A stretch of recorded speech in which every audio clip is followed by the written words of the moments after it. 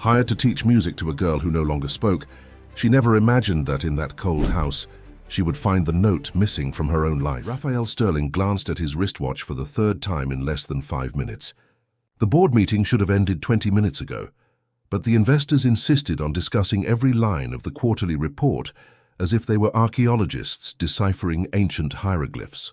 He tried to maintain a professional demeanor, nodding at appropriate moments, but his mind was miles away, in the silent house where Clara was probably sitting by her bedroom window, clutching the worn teddy bear she hadn't let go of since that day at the hospital.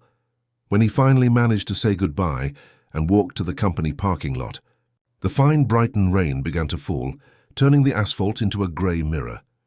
Raphael got into his car and turned on the heater, but the cold he felt came from within, from that emptiness that grew every time he looked at his daughter and didn't hear her voice. It had been a year and 3 months since Clara simply stopped speaking. The neurologist said there was nothing physically wrong. The speech therapist affirmed her vocal cords were perfect.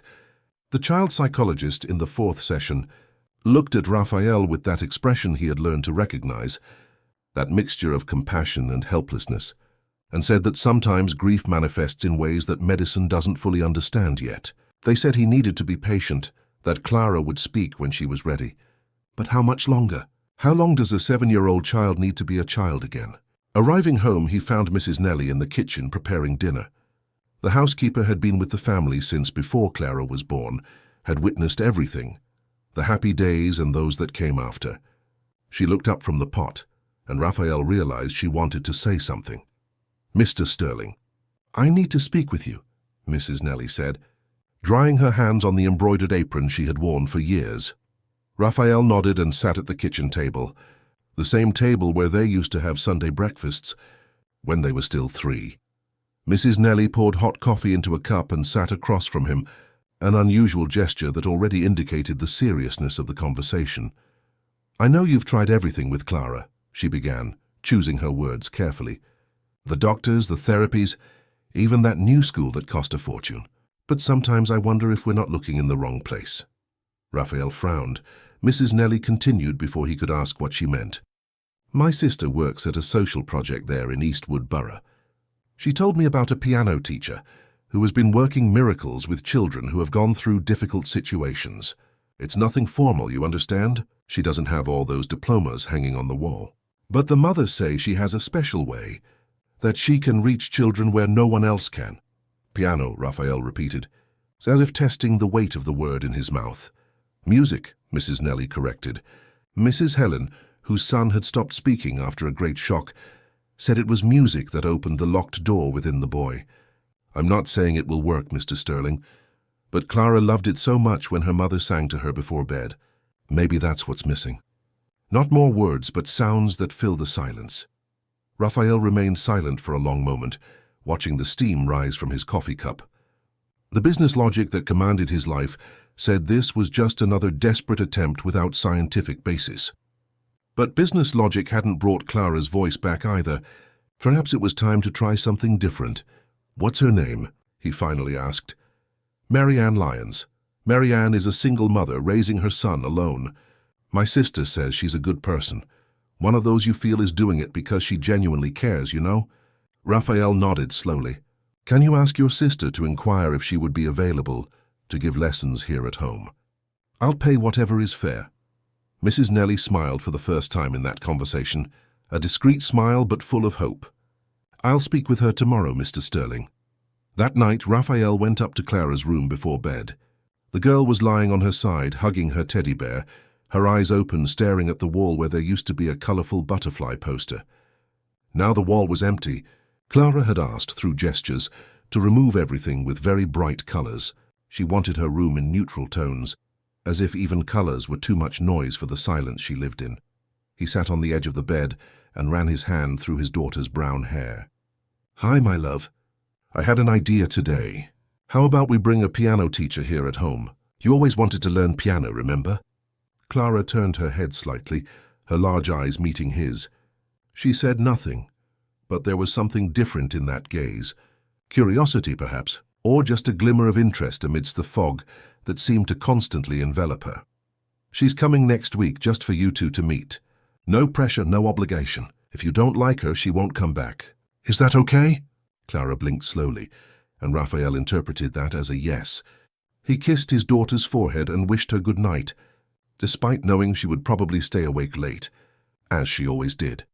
3 days later, on a cold June afternoon, the doorbell rang promptly at 3 o'clock. Raphael answered personally, and when he opened the door he found a woman of about 35, with brown hair tied in a simple ponytail, wearing a navy blue coat that had seen better days. She carried a worn folder with sheet music, and had eyes that seemed to carry stories she didn't easily tell. "Good afternoon, I'm Marianne Lyons," she said, extending her hand. "Mrs. Teresa told me you were looking for a piano teacher for your daughter." Raphael shook her hand, noting her firm grip despite her fragile appearance. "Please, come in. She's waiting in the music room." Marianne entered, and Raphael noticed how she looked around with discreet admiration, but without the discomfort many people showed upon entering that spacious house. She seemed like someone accustomed to moving between different worlds without losing her own essence. Clara was sitting on the sofa in the room where the piano was, her teddy bear on her lap, her eyes fixed on her hands. When Marianne entered, the girl looked up, and for a moment they looked at each other in silence. Marianne didn't do what most adults did. She didn't kneel in front of Clara with that exaggerated smile and childish voice. She didn't try to force a conversation or ask obvious questions. Instead, she simply sat on the piano bench, opened her folder, and took out some sheet music. "You know, Clara," she said in a soft but natural voice, "I've always thought the piano is like a secret language. Sometimes when words can't express what we're feeling, the keys can. May I show you?" Clara didn't answer, but she didn't look away either. Marianne took this as permission and began to play a simple, delicate melody that seemed to float through the air of the room. It wasn't elaborate or technically impressive, but there was something in that music that made the room feel less empty. Raphael, observing from the doorway, saw something he hadn't seen in months. Clara had closed her eyes and was listening, truly listening, with an attention she hadn't shown for anything in a long time. Her hands, which always remained tense holding the teddy bear, were relaxed in her lap. When Marianne finished playing, Clara slowly opened her eyes. And then something extraordinary happened. The girl got up from the sofa, walked to the piano, and with hesitation touched a single key. The sound echoed through the room like a distant bell. Marianne smiled, a genuine smile that lit up her tired face. "What a beautiful note you chose. Do you want me to show you what else it can do when it joins with others?" Clara nodded. It was a small, almost imperceptible movement, but it was there. A yes. The first voluntary yes in months. Raphael felt something tighten in his chest, a mixture of hope and fear of allowing himself to be too hopeful. But as he watched Marianne gently guide Clara's small hands over the keys, unhurriedly, without visible expectations, he realized that something had changed in that room. The first lesson ended 45 minutes later. Clara hadn't played any complete song, but she had explored sounds, tested combinations, even rehearsed a shy smile when she got a sequence right that Marianne had shown. As Marianne prepared to leave, Raphael accompanied her to the door. "She doesn't speak," he said, feeling the need to explain the obvious. "Not since we lost my wife." Marianne looked at him with those eyes that seemed to understand more than words said. "I know, Mrs. Teresa told me. And if you'll allow me to say, I didn't come here to make your daughter speak.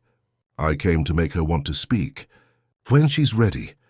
Raphael nodded, impressed by the profound simplicity of that answer. "Can you come back next week?" "I can." "Same time?" "Same time." When Marianne left, Raphael returned to the music room and found Clara still sitting at the piano, her fingers lightly touching the keys without producing sound, as if she were memorizing the sensation. She looked up at her father, and in her eyes was something he hadn't seen in a long time. It was the spark of someone returning to inhabit their own body. If this story interested you, don't forget to subscribe to our channel and give it a like. Tell us what city you're watching us from. We're continuing. The following weeks brought a routine Raphael hadn't imagined possible. Every Tuesday and Thursday, at precisely 3 o'clock in the afternoon, the doorbell would ring and Marianne would arrive with her folder of sheet music, always punctual, always with that discreet manner of someone who doesn't want to bother more than necessary. Clara began to wait for her in the music room, still in silence, but with an anticipation that showed in the way she arranged her teddy bear on the sofa, as if preparing a special place for him to watch the lesson. Raphael had returned to work with his previous intensity, but now he reserved Tuesday and Thursday afternoons to be home during the lessons. Officially, he said he needed to review contracts and make important calls, but the truth was, he found himself making excuses to pass by the music room, to hear the sounds that were beginning to fill that space, which for so long had been a mausoleum of silence. In the third week, something extraordinary happened. Raphael was in his study when he heard a sound coming from downstairs. It wasn't the piano. It was something more subtle, more hesitant. It was Clara humming. They weren't words, just a soft, broken melody, but unmistakably coming from his daughter's throat. He dropped the pen he was holding and stood paralyzed, afraid that any movement would break that fragile enchantment. He went down the stairs carefully, each step an eternity, and stopped at the music room door. Clara was at the piano, her fingers dancing over the keys with more confidence than before, and Marianne beside her, not playing, just observing with that serene smile that seemed to be her trademark. The melody was simple, but it carried something Raphael couldn't name. It was as if Clara was conversing through the notes, saying things that words still wouldn't allow. When the music ended, Marianne gently placed her hand on Clara's shoulder. That was beautiful. Do you know you just created your first composition? Clara looked at her with wide eyes, surprised and proud at the same time. Marianne took a paper and a pen from her folder. Every song needs a name. How about you draw what you felt while playing, and we'll figure out the name together? Clara took the paper with dedication and began to draw. Raphael took the opportunity to enter the room. Marianne stood up, aware of his presence. "Sorry to interrupt," Raphael said. "I just came to see how it's going." "It's going very well," Marianne replied, and there was genuine joy in her voice. Clara has a natural talent for feeling music. She doesn't just play the notes, she understands what they mean. Raphael looked at his daughter, still concentrated on her drawing, and felt that familiar tightness in his chest. "I heard her humming. It was the first time since she stopped speaking." Marianne nodded but showed no surprise. Music has that power. It reaches places within us that we don't always know exist. Sometimes you need to find a different language to say what's trapped inside. Raphael was about to respond when Mrs. Nelly appeared at the door with a tray of juice and biscuits. "I thought you might be needing some," she said, winking discreetly at Raphael. It was during this break, while Clara ate biscuits and Marianne organized her sheet music, that Raphael truly observed her for the first time. He noticed how her hands, though careful with the scores, had small calluses on her fingertips, how her coat, though clean and well-maintained, had almost invisible patches at the elbows, how she politely refused the biscuits, saying she had eaten well. But her eyes revealed that perhaps that lunch hadn't been so plentiful. The following week, Raphael asked Mrs. Nelly to always prepare a substantial snack for lesson time. He didn't state the reason, but the housekeeper understood in her way of understanding things without needing explanations. Lessons continued, and with them, small victories. Clara began to spend more time out of her room. Her gaze, previously always distant, began to focus on things around her. And the melodies she created with Marianne became more complex, more expressive. One of them, which Clara drew as a cloud with raindrops falling, Marianne suggested calling Tears from the Sky. Another, represented by a rising sun, became New Morning. Raphael began to notice other details.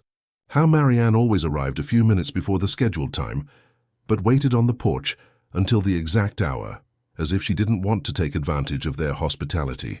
How she treated everyone in the house with genuine respect, greeting Mrs. Nelly by name, and always thanking her for any kindness. How she adapted each lesson to Clara's mood, knowing exactly when to gently insist and when to back off. One afternoon, Clara showed a new drawing to Marianne. It was different from the others. It showed two female figures holding hands, one clearly a child and the other an adult, but the adult had hair that Marianne recognized as her own. Below, in crooked, shaky letters, Clara had written her first word in months, friend. Marianne felt her eyes well up, but held back the tears. She bent down to Clara's height and hugged her, a long embrace that needed no words. Clara reciprocated, squeezing tight as if holding something precious she was afraid to lose. Raphael, observing from the doorway, felt something change within him at that moment. It wasn't just gratitude for what Marianne was doing for Clara. It was something deeper, more unsettling. It was recognition. Suddenly, he saw Marianne not just as the piano teacher who had achieved what doctors and therapists couldn't, but as a complete person, with her own story, her own struggles, her own light that shone despite the darkness she probably carried. That night, after Marianne had left and Clara had gone up to her room, Raphael remained alone in the music room. He sat at the piano, something he hadn't done in years, and played a random note. The sound echoed through the empty room, and he found himself thinking about how a simple sound could carry so much weight. He thought of his wife, how she used to say that music was the language of the soul. At the time he found it poetic but impractical. Now he understood. His cell phone vibrated with a notification. It was an email from Clara's school, informing him that the girl had participated in a group activity for the first time since returning to classes. She hadn't spoken, but she had interacted, had held the hands of other children during a game, had smiled. The teacher wrote that she had noticed a significant change and asked if there was any news regarding her treatment.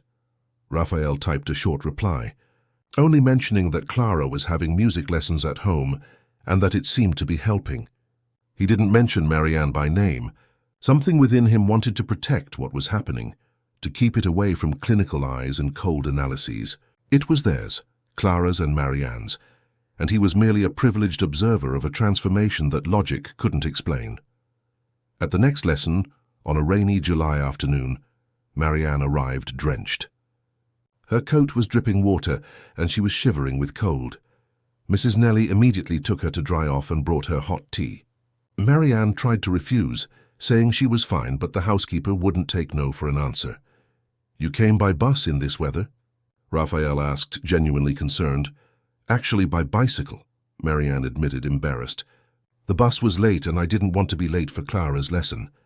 Raphael felt a pang of guilt. The woman had cycled in the rain to keep an appointment, while he had 3 cars in the garage. But before he could offer anything, Clara appeared in the room, saw Marianne wet, and immediately ran to her room. She returned seconds later with a plush blanket, the same one she used when she was sick, and placed it over Marianne's shoulders with maternal care. Marianne looked at the girl with surprise and tenderness. "Thank you, Clara, you're very kind." Clara said nothing, but her smile said it all.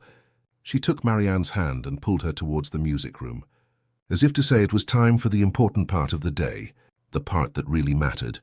Raphael stood there, Marianne's wet blanket on the floor, the bicycle dripping on the porch, and a strange feeling growing within him. It was admiration mixed with something he couldn't name, something that frightened and attracted him at the same time.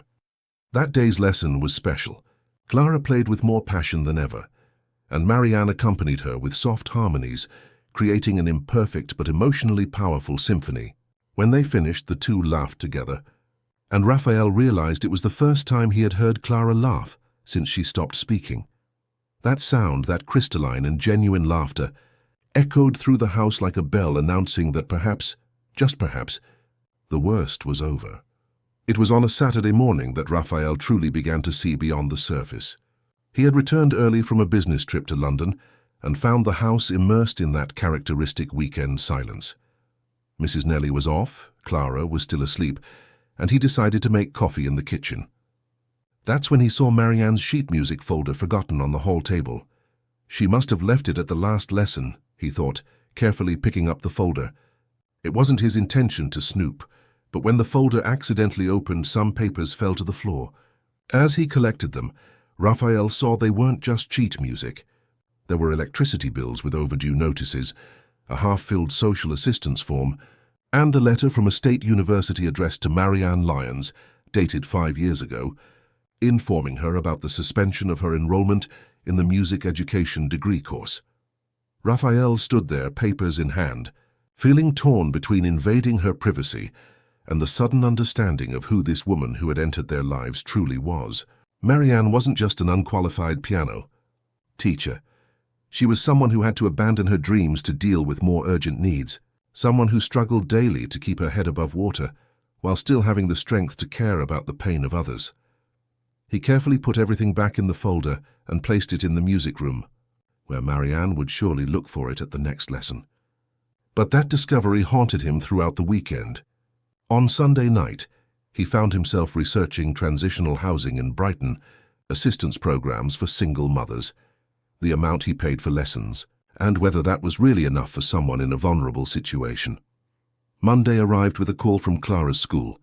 The pedagogical director, Ms. Beatrice, had a cordial but firm voice when she requested a meeting to discuss the girls' progress. The meeting took place on Wednesday. Raphael sat in the director's office, surrounded by framed diplomas and certificates of educational excellence. Ms. Beatrice began with praise, talking about how Clara had shown significant improvements, how she was more participatory, how her demeanor had completely changed. "The transformation is remarkable," she said, flipping through a report. "The teachers are impressed, and we understand that she has a private piano teacher. Is that correct?" Raphael nodded. "Yes, Marianne Lyons. She gives lessons twice a week." The director made a note. "Perfect. For our records and also to potentially recommend to other parents, we would need her resume, academic background, certifications, those things. It's standard school policy to keep a registry of professionals who work directly with our students." Raphael felt his stomach clench. Somehow he knew that this moment would come. "I will provide it," he said, knowing he couldn't. That night he barely slept. He lay looking at the bedroom ceiling, thinking about the options. He could ask Marianne to provide some document, but he already knew she wouldn't have it. He could ignore the school's request, but that would eventually lead to problems. Or he could do what business logic dictated. Replace Marianne with someone with formal qualifications, someone whose resume would impress on paper. But the mere idea of taking Marianne out of Clara's life made him feel physically ill. He had seen what she did for his daughter, had witnessed the genuine connection between the two, had heard Clara laugh again. How could he put a price on that? How could he measure in diplomas what was immeasurable? Marianne's next lesson was the following Tuesday. Raphael had decided to talk to her, but before he could, something unexpected happened. The lesson was ending when the doorbell rang insistently. Marianne looked at the clock with a poorly disguised expression of panic. "Excuse me," she said quickly. "It must be Gabriel." Raphael went to answer the door and found a boy of about 5 years old, crying copiously, holding the hand of an older woman who appeared to be the daycare provider. The boy had Marianne's same eyes, but his face was red from crying so much. "Sorry to bother you," the woman said. "He hasn't stopped crying since he woke up from his nap. He kept calling for his mom. I didn't know what to do." Marianne rushed from the music room and immediately knelt in front of her son. "Hey, my love, what's wrong?" "Mommy's here now." Gabriel threw himself into her arms, sobbing. "I had a nightmare.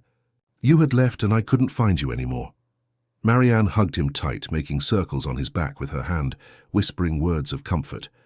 "I'll never leave, my love. Mommy always comes back, always."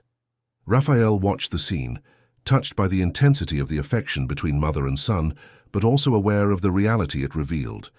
Marianne brought Gabriel to daycare while she gave lessons, probably the only way she could work. And the boy, so small, already carried that primal fear of abandonment that children in unstable situations often develop. Clara appeared behind her father, observing the scene with curiosity. When she saw Gabriel crying, she approached slowly and offered him her teddy bear. The boy looked at the toy, then at Clara, and his sobs began to subside. "It's my lucky teddy bear," Clara said. Her voice was low, hesitant, but it was there. Clara had spoken. For the first time in a year and 4 months, she had used words. Raphael felt his legs weaken. Marianne looked up, teary-eyed, and looked at Clara with a mixture of shock and joy. "Didn't your daddy lend Gabriel the teddy bear while I finished tidying my things?" Clara nodded and placed the teddy bear in Gabriel's hands. The boy clutched the toy to his chest, and his red eyes finally calmed. Raphael accompanied Marianne back to the music room. She was visibly embarrassed, putting away her sheet music with excessive haste. "Sorry about that," she said. "Normally Mrs. Rosa can calm him down, but he's been having these nightmares after we moved again." "You recently moved?" Raphael asked, though he already knew part of the answer. "Yes, the transitional housing where we were had a 6-month limit. Now we're in another, but Gabriel is still adapting. Children feel these instabilities, you know." Raphael knew. He knew very well. But before he could respond, Marianne continued, the words coming out in a rapid flow, as if she needed to explain, to justify herself. I know this isn't very professional, bringing my personal problems to work. If you prefer that I don't come back, I perfectly understand. No, Raphael said firmly. That's not it. Marianne looked at him surprised. What I mean is that you did something for Clara that no one else could. Today she spoke. For the first time in over a year she used her voice. It was because of you, because of what you built with her. Marianne bit her lip, clearly emotional. It wasn't just because of me. It was the music. And it was Clara, who is a brave and strong girl. Raphael took a step forward. Can I ask you a personal question? Marianne nodded, still hesitant. Why did you agree to teach Clara? Mrs. Teresa told you about her situation. You knew it would be a difficult case. Why did you say yes? Marianne was silent for a moment, choosing her words. Because when Mrs. Teresa told me about a girl who had stopped speaking after losing her mother, I saw Gabriel. I saw the fear he has of losing me, the insecurity our situation causes him. And I thought that if I could help at least one child not to get lost in their own silence, perhaps that would mean there is still hope.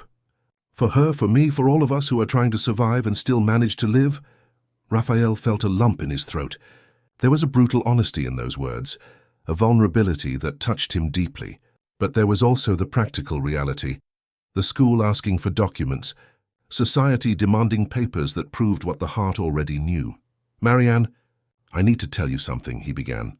But at that moment, Clara and Gabriel entered the music room. Clara was showing the boy the piano keys, and Gabriel, still holding the teddy bear, played random notes with childish fascination. The two laughed together, and that sound, those two children laughing, was the most beautiful thing Raphael had heard in a long time. He looked at Marianne, and the two shared a moment of silent understanding. There were things more important than papers and diplomas. There were human connections that no resume could measure. And at that instant, Raphael made a decision. He would find a way to protect what was being built there, even if it meant challenging rules, questioning systems, or simply believing that some things were worth more than the approval of institutions. If this story interested you, don't forget to subscribe to our channel and give it a like. Tell us what city you're watching us from. We're continuing. The days that followed brought a deceptive tranquility. Raphael had managed to postpone the conversation with the school, claiming he was obtaining the requested documents. But the truth was he was stuck, unable to make a decision that he knew would change everything one way or another. During this time, he observed Marianne with an attention that went beyond the professional, noticing details that had previously gone unnoticed. He noticed how she always arrived in the same coat, regardless of the temperature, how her shoes, though clean, were worn at the soles, how she never accepted the snack Mrs. Nellie prepared, but her eyes lingered on the platters before politely refusing. And how, despite all this, she fully dedicated herself to the lessons, bringing an energy and dedication that no personal difficulty could diminish. Clara, in turn, had started speaking again. Not constantly, not in long conversations, but in short, meaningful sentences, always related to music or Marianne. She would say things like, "Today we're going to learn a new song," or Murray said, "I'm getting better." She called Marianne. Murray with an intimacy that melted Raphael's heart, and at the same time made him uneasy about what might happen if that relationship were interrupted. It was on a Thursday, 3 weeks after the incident with Gabriel, that Raphael's phone rang with a call from the school.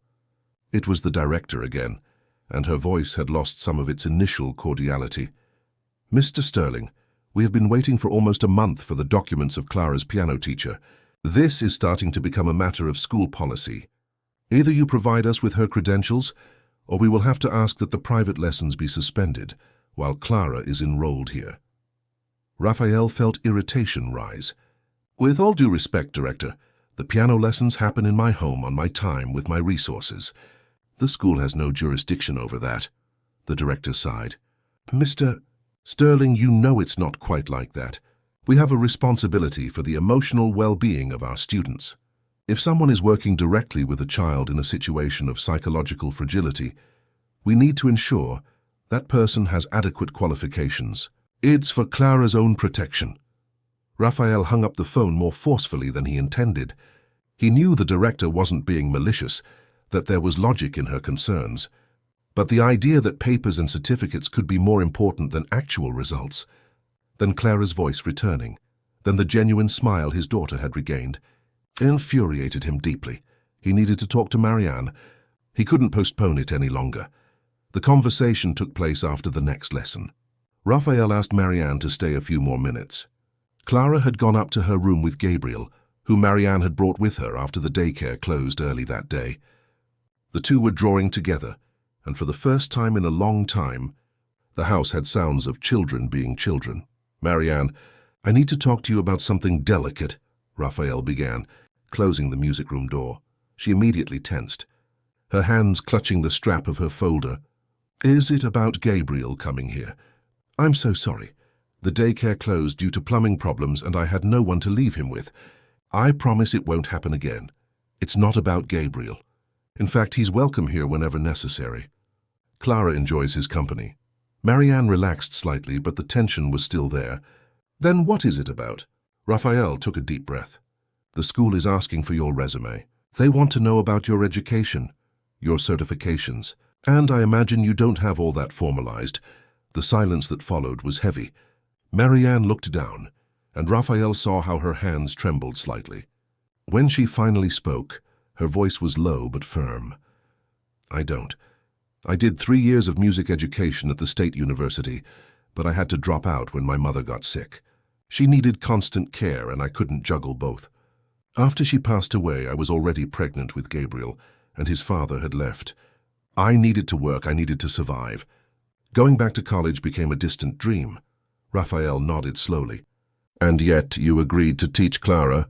Marianne looked up, and there was an intensity in her eyes that Raphael hadn't seen before. I accepted because I felt I could help, because I learned music not only from books, but by living it, feeling it, using it to keep myself whole when everything around me was falling apart. I thought that would be enough, that making a difference in a child's life would be more important than a piece of paper on the wall. It is enough, Raphael said with conviction. It's more than enough. But the school doesn't see it that way. They want documents, proofs. Marianne closed her eyes for a moment. I understand. And I understand if you want me to stop teaching Clara. I won't be upset. Or rather, I will be, but I'll understand. Sometimes the system is bigger than us. Raphael felt something break inside him. No, I won't let that happen. I won't take you out of Clara's life just because some paper says I should. But what about the school? I'll handle the school. If necessary, I'll take Clara out of there. But I won't undo what's been built here just to satisfy bureaucracy. Marianne looked at him with tears in her eyes. Why are you doing this? You barely know me. Raphael took a step closer. Because you brought my daughter back. Because you genuinely care, not for salary or resume, but because it's who you are. And because I've seen people with all the diplomas in the world fail where you succeeded. That has to be worth something. Before Marianne could respond, the door opened and Clara entered carrying a piece of sheet music in her hands. Her face was serious, determined. Marie, I want to play the song, she said with a voice firmer than Raphael had heard in months. Which song, dear? Marianne asked, discreetly wiping her eyes. The dream song. The one we started last week. I finished it today. I want to play it for you and for Daddy. Raphael and Marianne exchanged glances. Clara had mentioned a dream she had, where her mother appeared surrounded by light singing. Marianne had suggested they turn that dream into music, a way to process longing and loss through creation. But they had barely started. How had Clara finished it alone? Come, Clara said, pulling Marianne by the hand. You come too, Daddy. The three went to the piano. Clara sat on the bench with a posture Raphael had never seen in her. Upright, focused, prepared. She placed her fingers on the keys and took a deep breath. Then she began to play. The music was simple but laden with emotion. It had soft moments, almost whispers in notes, and more intense moments, where the keys screamed feelings that words couldn't reach. Raphael recognized fragments of melodies his wife used to hum, but intertwined with something new, something that was purely Clara's. It was as if the girl was conversing with her mother through the piano, saying goodbye, saying she was okay, saying she would always love her but was ready to continue living. When the last note sounded and silence returned to the room, there were tears on everyone's face. Marianne placed her hand on Clara's shoulder. "That was the most beautiful thing I've ever heard. Do you know what you just did?" Clara looked at her with bright eyes. "I spoke with Mommy, and I think she heard." Raphael knelt beside his daughter and hugged her tight. "I'm sure she heard. And I'm sure she's very proud of you." Clara turned to Marianne. "Mari, will you keep being my teacher? I heard you talking. You're not leaving, are you?" Marianne looked at Raphael, who nodded firmly. "I'm not leaving, Clara, I promise." "Do you really promise? Because Gabriel told me you move a lot, that sometimes you're sad because you don't have a fixed place to stay." Raphael felt as if he had been punched in the stomach. That 7-year-old child had grasped things he himself was trying not to fully see. Clara continued, with that brutal honesty only children possess. "I don't want you to leave. You taught me to play again, to feel again. If you leave, I don't know if I can continue." Marianne hugged Clara, hiding her face in the girl's hair to disguise the tears that were now falling freely. "I promise I'll stay. No matter what happens, I'll be here for you." Raphael watched the two, and something within him crystallized. He had resources, he had influence, he had means, and he would use all of it to ensure Marianne no longer had to live in instability, that she could continue doing what she was clearly born to do without having to worry about where she would sleep next month or if she would have enough food for Gabriel. But at that moment, all that mattered was that scene. Those two people who had mutually saved each other in ways neither had anticipated. The piano, silent now, had been the bridge between two worlds, two pains, two hopes. And Raphael knew he would never see that instrument the same way again. It wasn't just wood and keys. It was the language that brought his daughter back to him, and that brought Marianne into their lives in a way he was still beginning to understand. The following weeks brought subtle but significant changes in the dynamics of the Sterling household. Raphael had made a decision he did not immediately share with Marianne. He made a generous, anonymous donation to the social project that supported her, specifying that part of the amount should be used to ensure stable housing for her and Gabriel for at least a year. It wasn't charity, he repeated to himself. It was recognition. It was justice for everything she had done for Clara, without expecting anything in return. The school had again inquired about the documents, and Raphael finally had the conversation he had been postponing. Sitting in the director's office, he went straight to the point. "Director Beatrice, I understand the school's policies, but I need you to understand something too. My daughter spent over a year without speaking after losing her mother. She regressed in every aspect, and in 2 months with Marianne Lyons, she started speaking again, smiling again, living again. It wasn't conventional therapy that did this. It was genuine human connection. So I'm going to make you a proposal. Clara continues to have lessons with Marianne, and if the school cannot officially recognize this, then I will withdraw Clara from here and seek an institution that values real results more than paperwork." The director was silent for a long moment. "Mr. Sterling, I have children too, and I perfectly understand what you are saying, but I have to follow rules, and I have to protect my daughter." Rules didn't bring Clara back. Marianne did. There was a tense pause. Finally, the director sighed. "What I can do is not question this anymore. Officially, the school doesn't need to know the details of students' extracurricular activities. But if something goes wrong, I won't be able to protect you from this decision. Nothing will go wrong." Raphael guaranteed with a conviction that surprised himself. When he told Marianne that the issue with the school was resolved, she was relieved but also clearly confused. "How did you manage?" she asked. "Let's just say I made my priorities clear, and Clara is always priority number 1. Marianne nodded, but Raphael perceived that she still carried a weight. It was only a few weeks later, when Mrs. Nelly casually mentioned that the social project had received a large donation and that Marianne had finally secured a permanent apartment, that she made the connection. "It was you, wasn't it?" she asked one afternoon after Clara had gone upstairs to play with Gabriel. "The anonymous donation. I know it was you." Raphael neither confirmed nor directly denied it. "If it was, it would be because I believe people like you deserve stability to continue doing the incredible work you do." Marianne shook her head, her eyes welling up. "I don't know how to thank you. You have no idea what this means. Gabriel will be able to stay in the same school. I won't have to worry about moving again. I can finally breathe." You don't need to thank me. You've already done more for my family than money can buy." But Raphael knew it was more than that. In recent months, something had changed in the way he saw Marianne. She was no longer just Clara's teacher. She was someone he found himself thinking about at unexpected moments, someone whose laughter he recognized from across the house, someone whose presence made the house feel more complete. He wasn't ready to name what he felt, but he knew it was something beyond gratitude. Clara, in turn, blossomed.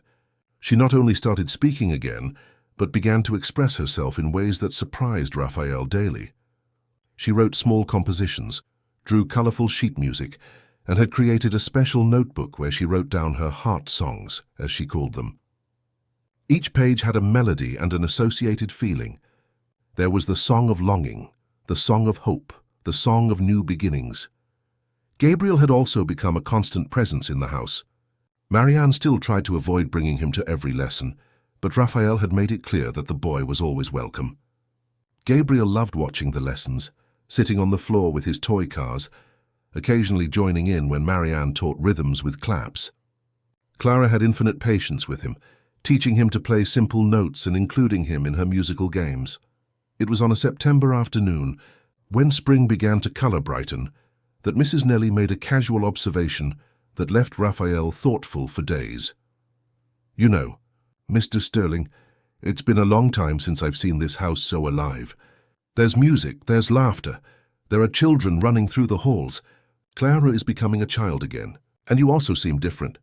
"Different how?" Raphael asked, curious. "Lighter. As if you remembered that life isn't just work and responsibilities. As if you've started living again too." Raphael didn't answer, but Mrs. Nelly's words echoed within him. She was right. He had lived on autopilot for so long, focused only on surviving each day, on keeping things running. But now there were moments when he caught himself smiling at hearing music coming from the living room, or eagerly awaiting Tuesdays and Thursdays when Marianne arrived. It was also in September that Clara's school announced a special musical performance to celebrate Children's Day. Each student could participate with a musical number, and Clara immediately said she wanted to play. Raphael was hesitant, worried about the exposure, but Marianne encouraged him. "She's ready," Marianne said with conviction. "And more than that, she needs it. She needs to show herself in the world that she has overcome, that she is strong, that she has a voice. What if she freezes on stage? What if it's too much? Then I'll be there. And you'll be there. And she'll know she's not alone. But I believe in Clara. I believe she can do it." Raphael agreed, but asked for one condition. "I want Gabriel to participate too. I want them both to go up together." Marianne was surprised. "Raphael, Gabriel is 5 years old. He barely knows how to play anything, but he knows how to clap in rhythm. He can play a simple percussion instrument. And more importantly, Clara wants him there. She told me the other day that she wants everyone she loves to be on stage with her."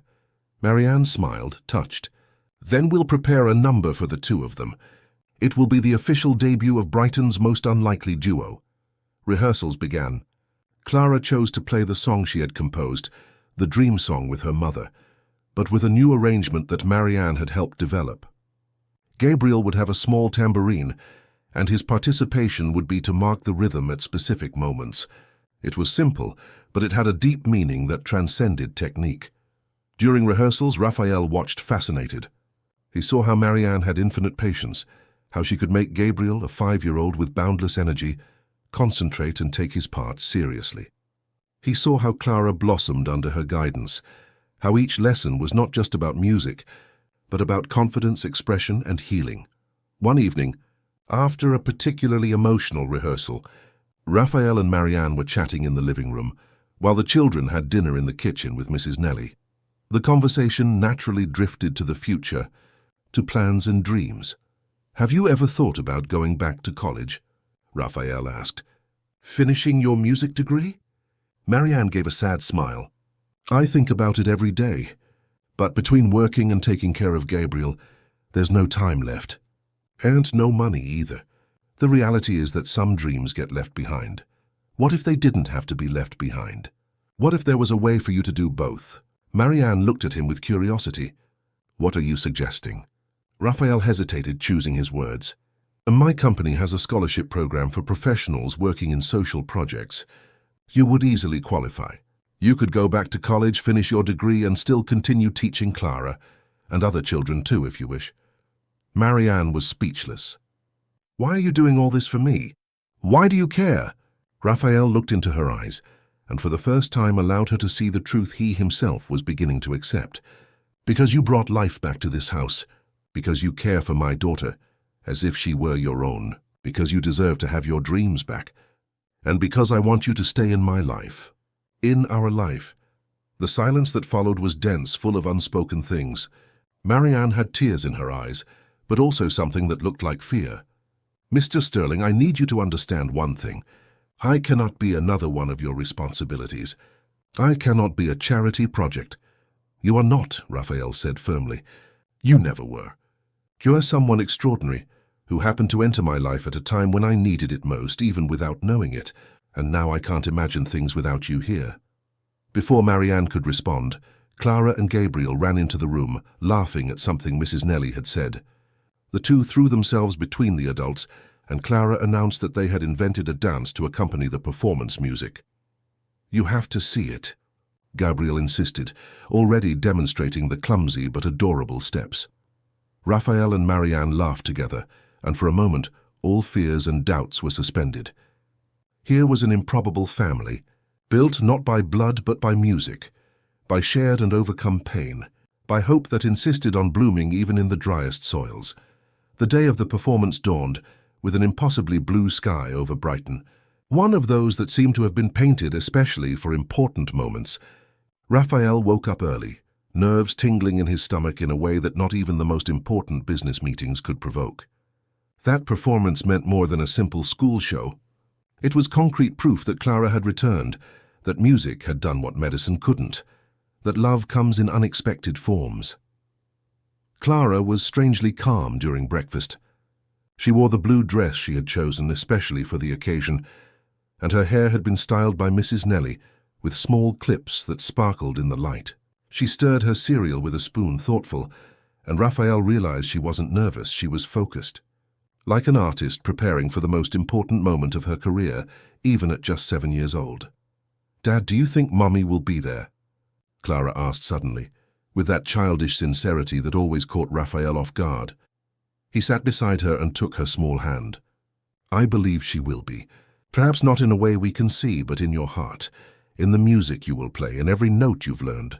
She will be there, I'm sure. Clara nodded, satisfied with the answer. Anne-Marie will be there too. And Gabriel. And you. So I'll have everyone I love watching me.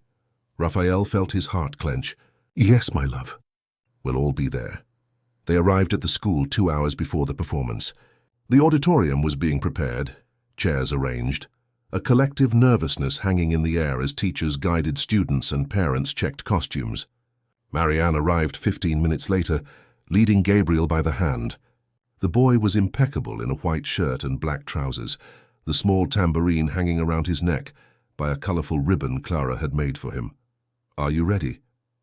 Marianne asked, kneeling in front of the children. Clara and Gabriel nodded simultaneously, and there was a complicity between them that warmed the heart. Then let's do something before we go on stage, Marianne said. Let's close our eyes and breathe together. 3 deep breaths, and in each one, let's think of something that makes us happy. The 4 stood there in the side corridor of the auditorium, eyes closed, breathing together. Raphael thought of Clara speaking again, of music filling his house, of Marianne laughing in the kitchen while Mrs. Nelly told stories. He thought of how life had changed so completely in such a short time. The performance began with numbers from other children. There were group songs, small instrument performances, even a musical play that drew laughter from the audience. Raphael was sitting in the 3rd row, Marianne beside him. He could feel her tension, her hands clasped in her lap, and without thinking much, he placed his hand over hers in a gesture of comfort. Marianne looked at him, surprised, but did not pull her hand away. Instead, she intertwined her fingers with his, and they remained like that, united by nervousness, by hope, by something deeper that neither dared to name. Finally, Clara and Gabriel's number was announced. The children walked onto the stage hand in hand, and the audience made that collective sound of tenderness, that always accompanies small children doing serious things. Clara sat at the piano, which seemed giant compared to her, and Gabriel stood beside her with the tambourine, his large eyes scanning the audience until they found his mother. Clara adjusted herself on the bench, placed her fingers on the keys, and closed her eyes for a moment.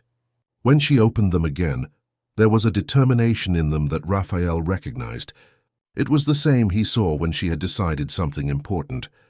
And then she began to play. The music began softly, almost like a caress. Delicate notes that seemed to float through the air of the now completely silent auditorium. Gabriel, with an adorable seriousness, began to mark the rhythm on the tambourine at the moments he had rehearsed, and each beat was precise, was right, was perfect in its simplicity.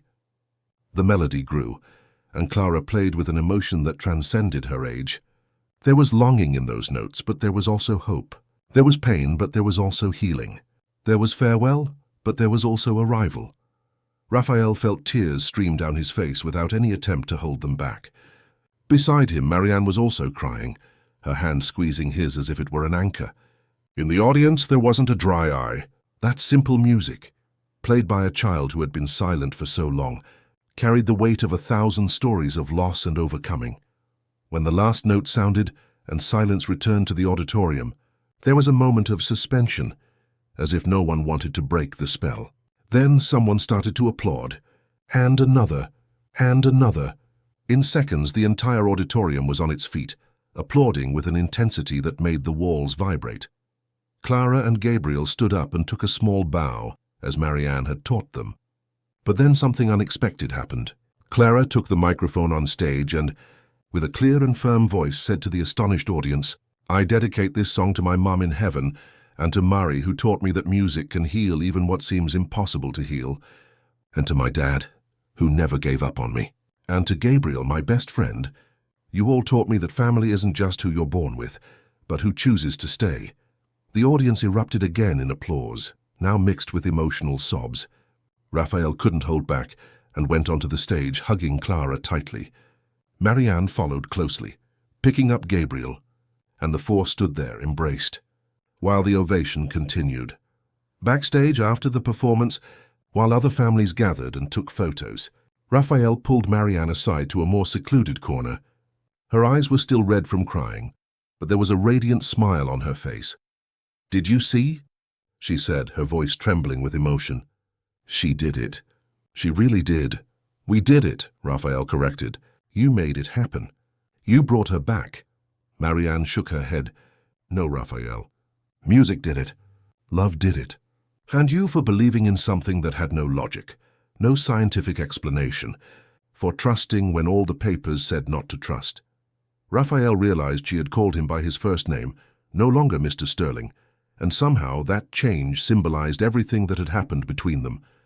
The formal barriers had fallen, and what remained was something genuine, real, frightening in its intensity.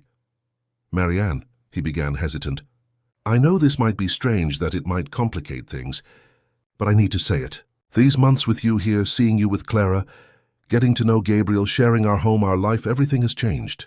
I don't know exactly when or how, but you've become essential, not just for Clara, but for me too." Marianne looked at him, her eyes wide. "Raphael, I can't be a convenience. I can't be someone you keep around because it helps with Clara. It's not that," he said with vehemence.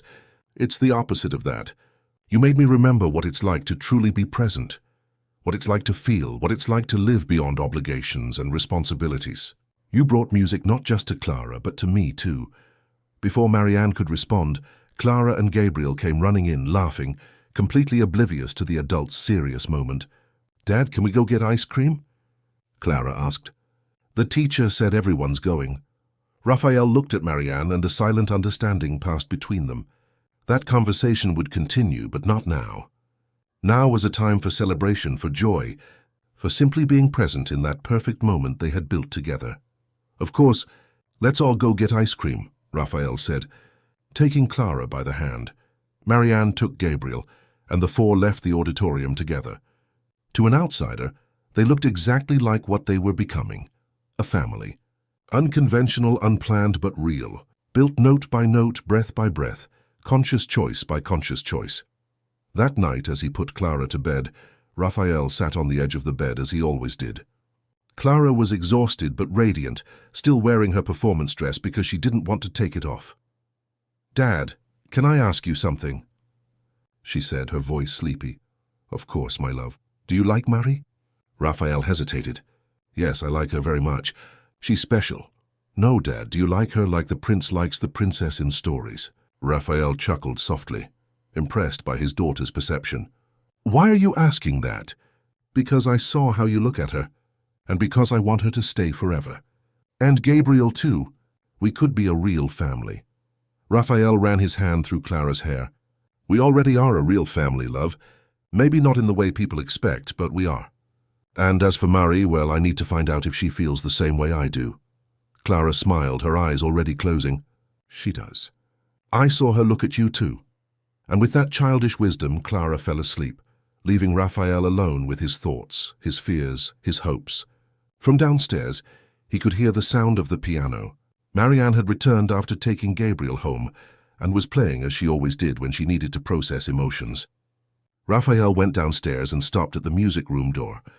The melody she played was Clara's, the dream song, but there was something new in it, something Marianne had added. It was as if she were responding, continuing the conversation Clara had started. When she finished, Raphael applauded softly. Marianne turned, surprised. "I thought you had gone up to sleep," she said. "I needed to hear you play." "You always play for others, never for yourself." Marianne gave a sad smile. "Playing for myself is dangerous. I start to think about everything that could have been, about all the dreams that were left behind." Raphael entered the room and sat beside her on the piano bench. What if they didn't have to be left behind? What if we could build something new together? Marianne looked at him and there was fear in her eyes, but also hope. "Raphael, I'm so afraid to believe that something so good can be real." "Me too," he admitted. "But Clara taught me something these last few months. She taught me that sometimes you need to trust the music, even when logic tells you not to trust. You need to feel instead of think. You need to allow yourself to believe." And then, with the same courage Clara had shown in going onto that stage, Raphael leaned in and kissed Marianne. It was a soft, hesitant kiss, but full of promise. When they parted, both had tears in their eyes. "This changes everything," Marianne whispered. "I know," Raphael said, "but I think it changed a long time ago. We were just afraid to admit it." And from then on, the Sterling household was filled not only with music, but with love. It wasn't a perfect fairy tale ending, because real life is never perfect. But it was real, it was honest. It was built on a solid foundation of respect, admiration, and genuine connection. Raphael and Marianne didn't rush into marriage or grand declarations. They built their relationship in the same way Clara had built her healing, note by note, day by day, conscious choice by conscious choice. And music, that secret language that had started everything, continued to be the heart of that home, reminding everyone that sometimes the best things in life arrive when we least expect them, disguised as simple melodies that carry the power to completely transform our world. End of story. Dear listeners, we hope that the story of Raphael, Clara, Marianne, and Gabriel has touched your hearts as much as it has touched ours. This is a story about how music, love, and the courage to believe can transform lives, about how family isn't just who we are born with, but who chooses to stay. If you were moved by this narrative, be sure to subscribe to our channel and activate the bell to receive notifications of new stories. We have prepared a special playlist with equally engaging stories about overcoming challenges, love, and new beginnings that you can find by clicking here. Leave a like if this story inspired you, and tell us in the comments what moment moved you the most. Your interaction helps us continue to bring stories that celebrate the strength of the human spirit and the beauty of new beginnings. Every day we bring new narratives that explore the complexity of life, love, and human relationships. Don't miss our upcoming content and be part of this community that believes in the transformative power of stories. Until the next emotional journey,